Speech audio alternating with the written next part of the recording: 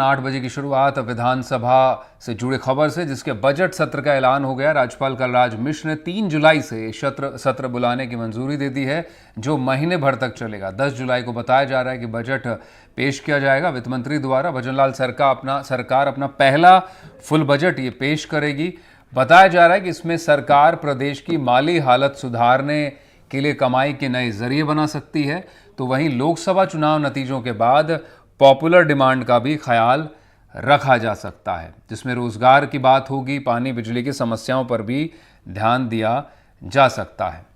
आपको याद होगा कि इससे पहले फरवरी में वित्त मंत्री दिया कुमारी ने 4 महीने का लेखानुदान मांगे पेश की थी, जो जुलाई तक के खर्चों के लिए ही सीमित थी। अब ये बजट भजनलाल सरकार का पहला फुल बजट होगा और लोकसभा चुनाव के नतीजों के बाद आ रहा है।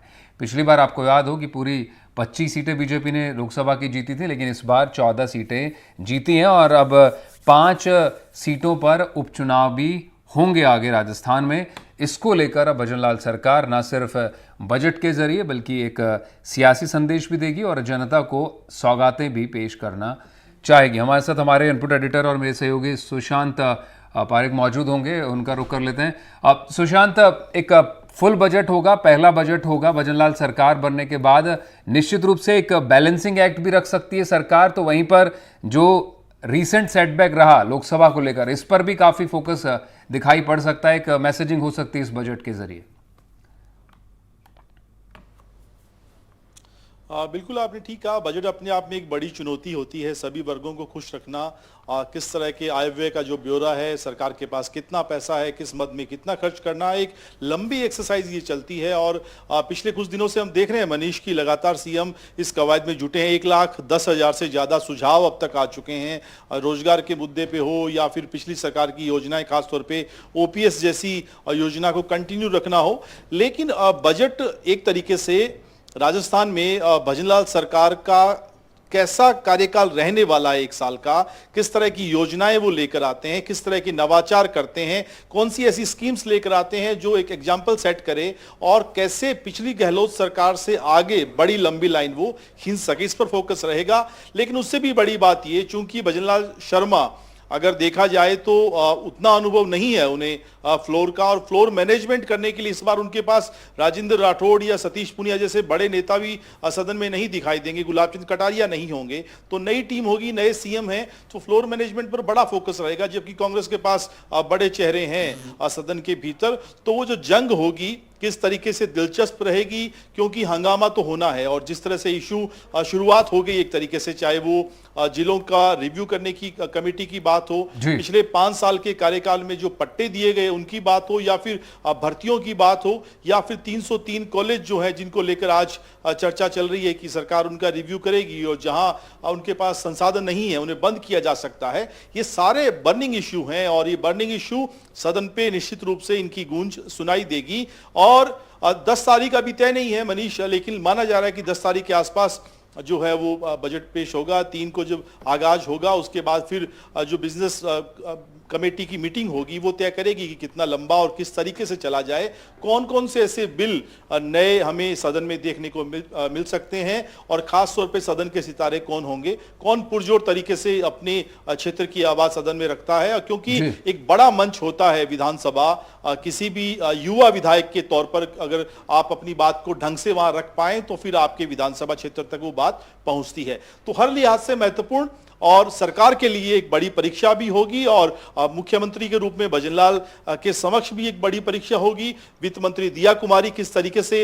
बजट पेश करती हैं, किन किन डिपार्टमेंट का समावेश, खास तौर पे रोजगार का इश्यू कैसे उसको पूरा किया जाता है, नई भर्तियां होंगी या नहीं होंगी, किस रूप में होंगी, और किसान हो, महिला हो, उद्यमी हो, कॉमन मैन हो, उसके लिए किस तरह के प्रावधान बजट में हमें देखने को मिलेंगे, इस पर नजर रहने वाली है। बिल्कुल, तमाम मुद्दों को आपने संक्षिप्त में समझाया सुशांत, लेकिन भजनलाल सरकार निश्चित रूप से खुद सीएम के लिए नया अनुभव होगा, वित्त मंत्री के रूप में दिया कुमारी के लिए भी एक बड़ा अनुभव होगा। पहले जो आई वो सिर्फ लेखानुदान मांगे थी, पूरा फुल बजट की जो एक्सरसाइज है, हालांकि सीएम ने पहले लोगों से जुड़ाव शुरू कर दिया, क्योंकि उनको मालूम है इस बात के पूरे आसार होंगे कि हंगामेदार सत्र होगा, क्योंकि लोकसभा में वैसा प्रदर्शन नहीं रहा है बीजेपी का। और जो इश्यूज हैं, भले ही पेपर लीक पर बड़ा क्रैकडाउन देखने को मिला है, लेकिन जो पानी बिजली से जुड़ी बुनियादी समस्याएं और रोजगार की बात, खासतौर पर शेखावटी और नॉर्दर्न राजस्थान को लेकर, उस पर काफी विपक्ष घेरने की कोशिश में रहेगा, क्योंकि उस तरह से विपक्ष को मैंडेट भी आया इन इलाकों में।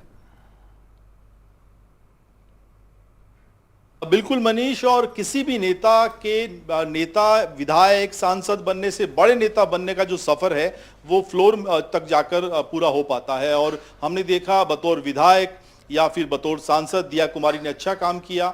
अब वो वित्त मंत्री हैं। पिछला बजट बड़ा संक्षिप्त बजट था, एक तरीके से मांगे खाका कहेगी बजट कैसे पूरा हो, जो डिमांड है उनको कैसे पूरा किया जाए लेखानुदान के रूप में। लेकिन ये फुल बजट होगा, और फुल बजट पहले तैयार करना, फिर उसको पटल पर रखना, जनता के समक्ष रखना और उनकी उम्मीदों पर भी खरा उतरना अपने आप में एक बड़ी चुनौती है। लेकिन ये सफर अगर कोई नेता कामयाबी से पूरा करता है तो फिर एक बड़ा नेता भी बनता है। हमने अशोक गहलोत को देखा या वसुंधरा राजे को देखा, वो वाकई जो लोग के हिसाब से जो मांगे उन्होंने जनता की थी उनको बजट के जरिए पूरा किया, तो फिर बड़े नेता बने, कद्दावर नेता बने। इसी तरीके से जो नए विधायक हैं या कुछ ऐसे चेहरे जो शायद अभी तक उतना परफॉर्म नहीं कर पाए हैं, तो ये सत्र उनके लिए भी खास रहने वाला है। बिल्कुल सुशांत, एक आखिरी सवाल मैं आपसे लूंगा, क्योंकि विपक्ष की ओर जिस तरह से आपने जिन नामों का जिक्र किया, गुलाब चंद कटारिया, सतीश पूनिया, राजेंद्र राठौड़, ये नाम अब उस तरह से नहीं होंगे, लेकिन विपक्ष के पास एक काफ़ी एमुनेशन होगा, बड़े चेहरे वहाँ पर हैं। आपको लगता है कि फ्लोर मैनेजमेंट की जब बार बार बात आती है तो एक डबल दोहरी चुनौती सरकार के सामने होगी? कौन ऐसे सेवियर हो सकते हैं बजट में, सत्र में, इस सत्र में आने वाले में, जो सरकार की तरफ से एक तरह से कहीं बड़ी दीवार बनकर खड़े होंगे सीएम और वित्त मंत्री के लिए? देखिए, बिल्कुल आपने ठीक सवाल उठाया, लेकिन आप ये देखिए कांग्रेस में भी इस बार रघु शर्मा नहीं है, प्रताप सिंह खाचरियावास जैसे नेता नहीं है, महेश जोशी नहीं होंगे। तो इधर भी ऐसा नहीं है कि बड़े चेहरे फिर से रिपीट करके आए, लेकिन डोटासरा हैं या फिर सचिन पायलट हैं, अशोक गहलोत जैसे चेहरे होंगे।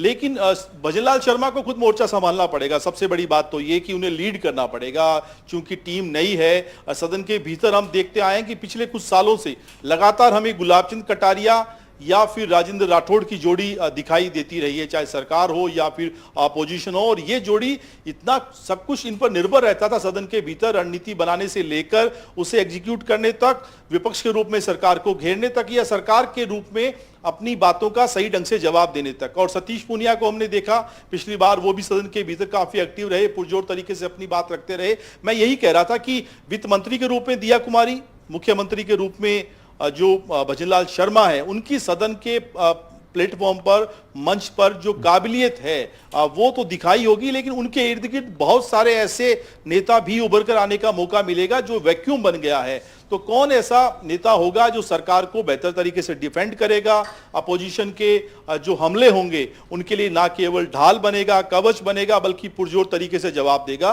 तो ये चेहरे, इन पर हमारी भी नजर रहने वाली है मनीष की, कौन से ऐसे नेता होंगे। बिल्कुल सुशांत, संक्षिप्त में ये दर्शक जरूर जानना चाहेंगे कि वो उनका क्या फायदा होगा, क्या राहतें मिल सकती हैं, लेकिन सरकार के सामने एक बड़ी चुनौती कि इनकम सोर्सेज कैसे बढ़ाएं। आपके अनुभव में आपको क्या लगता है, किस तरह के मेजरमेंट सरकार करती दिखाई पड़ सकती है कमाई के स्रोत बढ़ाने को लेकर, और साथ ही साथ जो पिछली गहलोत सरकार में बिजली छूट जैसी योजनाएं थी उनको लेकर, या फिर ओपीएस जैसी स्कीम्स को लेकर?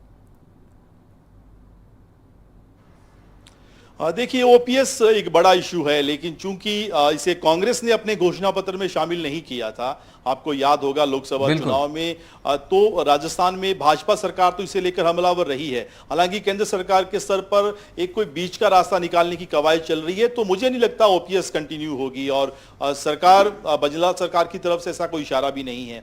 खासतौर पर बहुत ज्यादा छूट वाली बात तो नहीं, बहुत बड़ी राहतें तो नहीं, लेकिन सरकार कमाई के जरिए प्रदेश में नए सोर्सेज कैसे बने उन पर फोकस रहने वाला है। किसानों के लिए कुछ नया हो सकता है। हालांकि पिछली बार अशोक गहलोत ने किसानों के लिए बिल्कुल अलग बजट पेश किया था, वो कवायद इस बार नहीं दिखेगी। लेकिन किसानों के लिए कुछ खास तौर पे किसानों के लिए कैसे नवीन टेक्नोलॉजी लेकर आए सरकार, या फिर जो उन्हें राहतें मिलनी चाहिए जिस तरीके से किसानों की आय बढ़ाने का मुद्दा देश भर में एक चुनावी चर्चा का विषय रहा था, उस पर फोकस होगा। रोजगार एक बड़ा फोकस रहने वाला है और साथ ही साथ पेपरों में कैसे जो सिक्योरिटी सिस्टम है उस पर खूब काम किया इस सरकार ने। हालांकि गहलोत सरकार ने कानून बनाया था, उसको कैसे और अधिक मजबूत बनाया जाए या फिर कैसे ढंग से लागू किया जाए, ये इशू रहने वाला है। महिला सिक्योरिटी एक बड़ा इशू है जिस पर काम हो रहा है। हो सकता है कि वित्त मंत्री के रूप में महिलाओं के लिए कुछ बड़ी सौगात उनके एक तरीके से कहें नवाचार के तौर पर सिक्योरिटी के साथ साथ कैसे महिलाओं को रोजगार मिले, कैसे बालिका शिक्षा पर अधिक फोकस किया जाए, और ये सारे इशू इन पर लगभग काम हो चुका है। जिस तरह के फीडबैक हमें मिले हैं, सुझाव मिले हैं, लेकिन कोई बड़ी राहतें नहीं होंगी, कोई बहुत बड़ा ऐसा नहीं कि रेवड़ियां बांट दी जाए। चूंकि पहला बजट है सरकार का, सरकार चाहेगी संतुलित बजट हो, जो आय के साधन है उनके अनुसार बजट हो, घोषणाएं ऐसी की जाएं जो पूरी की जा सके और जनता पर किसी प्रकार का कोई बोझ नहीं हो। बिल्कुल, बहुत शुक्रिया सुशांत, तमाम जानकारियों के लिए। सिलसिलेवार ढंग से आपने समझाया कि क्या बजट से लोगों को उम्मीद हो सकती है और सरकार किस तरह का बैलेंसिंग एक्ट इस एक फुल बजट के जरिए कर सकती है।